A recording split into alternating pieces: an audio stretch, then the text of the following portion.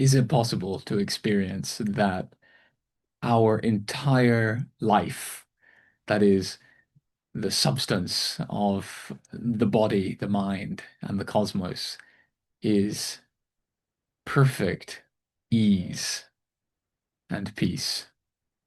Yes. It is not only possible, it is in fact already the reality of our experience, albeit for most of us, veiled by the belief and the imagining that our self is a movement of tension. To say a movement of tension is perhaps for some of us quite an abstract statement. But to say a movement of tension is to refer to the body or the mind. If we believe we are localized within or limited to the body and the mind, then we are defining ourselves as a movement of tension. The mind is a contraction from the field of possibilities into a delineated form. And likewise, the body is a conditioning of a contraction of energy into a structure. So, on the relative level of appearances, the mind and the body are movements and tensions and limitations to some degree. So, if we believe and identify ourself to be the body and mind, we will seem to experience ourselves as tense, contracted, or limited. But we can reveal this ease and peace of our true aliveness, which is not limited by the body or the mind. It is the revelation of the experience that our self, this consciousness, conscious of these words now, is not localized within the body or the mind. It is, in fact, the very substance that is essential to the entire existence. So this may seem far out, and it is a huge paradigm shift for us who believe that our self is dependent upon the body and mind, is limited to the body and mind. But being that it is reality, it is in fact the truth of our being, it is easy to recognize the moment we are open to it, the moment we are curious about what is being said here, and invite ourselves into an exploration whereby we may reveal this directly and irrefutably for ourselves. So I extend that invitation to you to now listen with the curiosity to explore whether this hypothesis of being localized within the body and the mind is true of you. Is consciousness really, if we check the experiential evidence, located within the body and mind? So, to start with, let's look at the body and the mind and consciousness. The body, in our evidence of it, is just sensation. We may have a model conceptually of the body, which corresponds to the visual perception of the body that we behold when we look down at the body or look in the mirror. And yet, if we close our eyes and we don't refer to this conceptual image of the body, and we just refer to the raw, naked experience of the body, all we have there is sensation, vibration. Thought through habit usually will attempt to interpret these sensations using an image in memory of a body.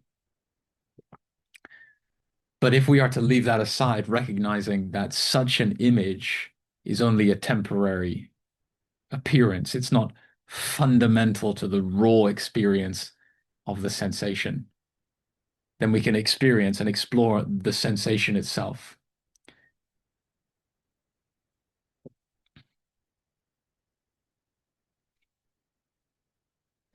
So just explore this sensation, leave aside every thought.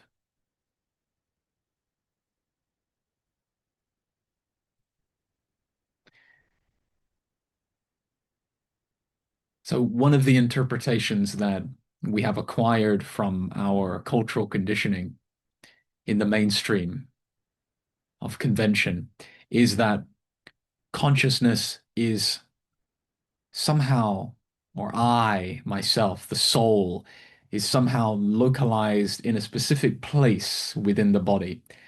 And so we may have a corresponding sensation of contraction in the center of the head, in the center of the chest, center of the belly, that is identified to be where I am, where consciousness is. So if we look to any of those sensations now, like the center of the head, and ask ourselves, do we find consciousness located within that contraction?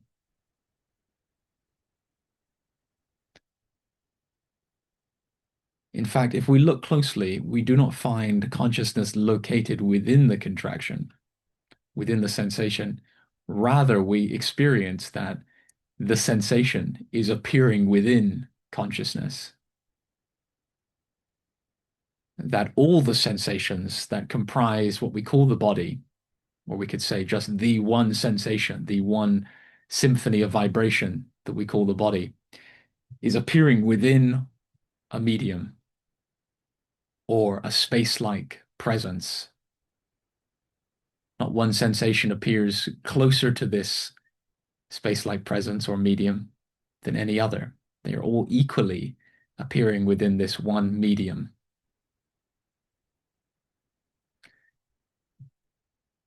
And this medium, if we check, is what we call myself. All sensation appears within myself. It's not that myself appears within sensation. It's that all sensation appears within myself. And I can validate this clearly. We can validate this clearly in our experience by recognizing that what we call myself or I is always present.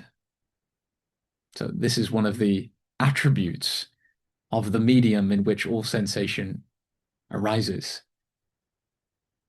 This medium must fundamentally be always here for every temporary sensation to arise and subside. This contraction in the center of the head or the chest or the belly is temporary and changeful.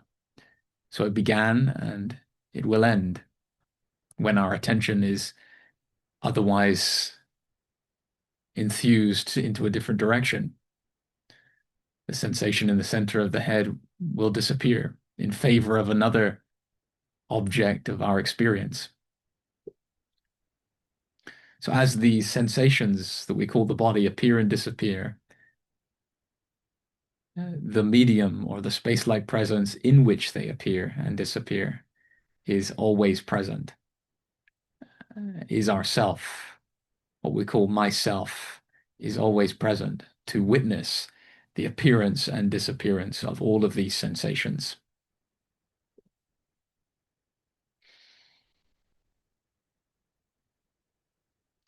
So notice these sensations arising and subsiding, changing, and notice that they all arise within you, the witness of them. But this witness is not standing away from the sensations, viewing them at a distance. This witness is the space, the medium in which all the sensations arise. So being that space, all there is in it is it. The essential substance of this space or medium is itself. If we look to this space called myself, in which all sensations arise, there is only myself there. To be more technical, the space of consciousness in which all of these sensations arise, when it tastes itself, experiences itself, all it finds within itself is its own substance. Consciousness is conscious of only consciousness within itself. So then what are all these sensations made of? They are made of consciousness. So it becomes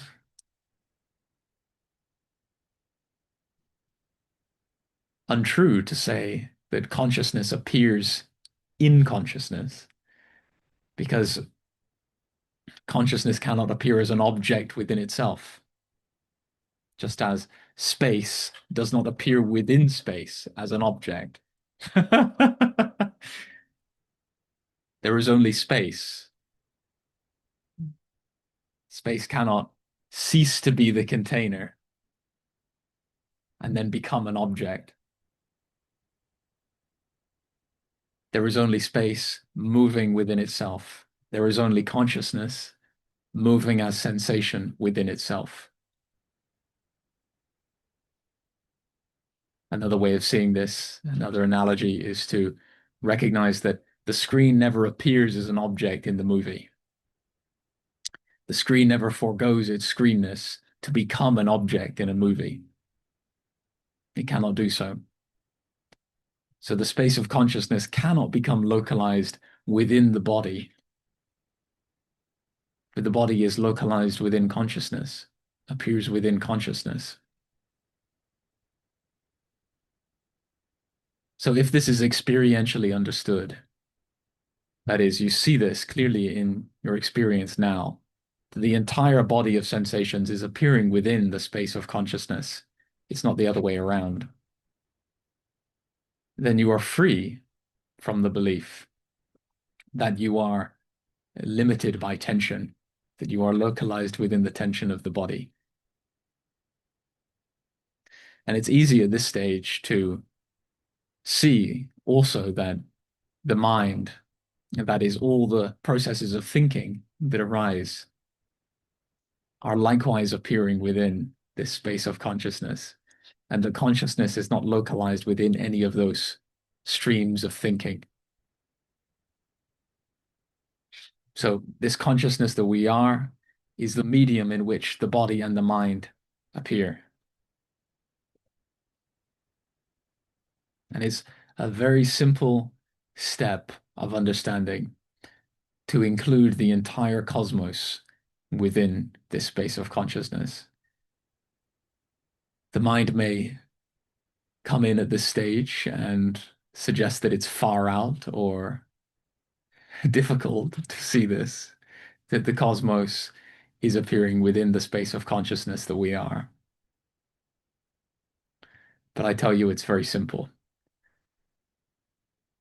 Understanding that the mind and the body, that is thought and sensation, appear within consciousness.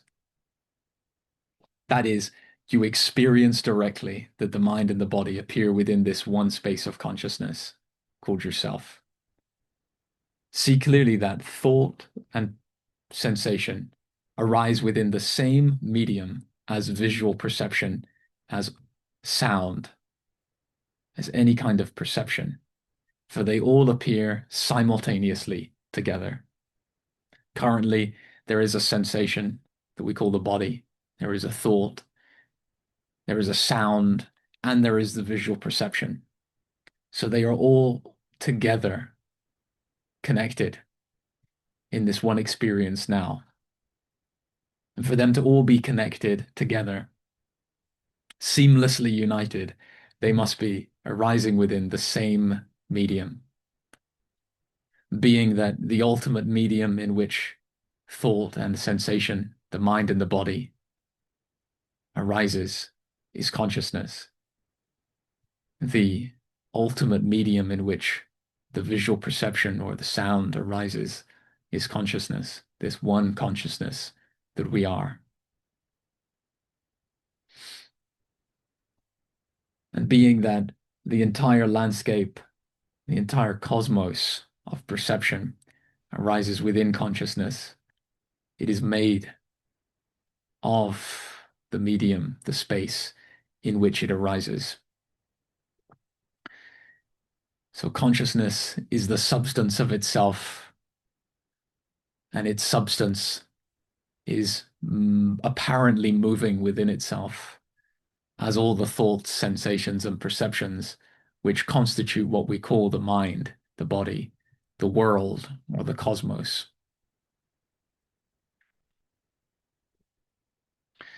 So the substance of all the apparent tension and movement of the mind, the body, and the cosmos is consciousness. And if we look at consciousness, if we check what is the nature of consciousness, we find that consciousness is not moving fundamentally. It's not changing. It's not tense. It's not contracted. That is why consciousness is referred to as absolute ease and peace. It is infinite openness.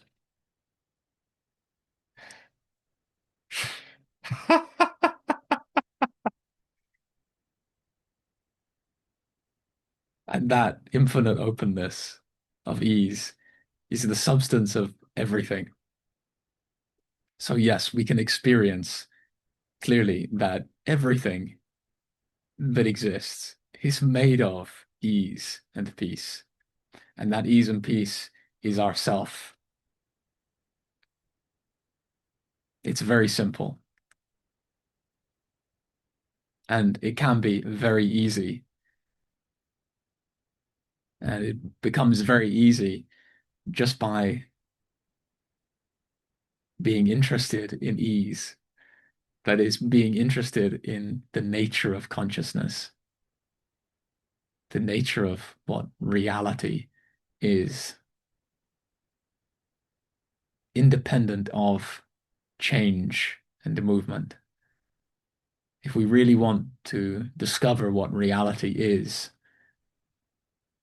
give love, give attention to that which is ever present and changeless, for that is where peace and ease and truth are.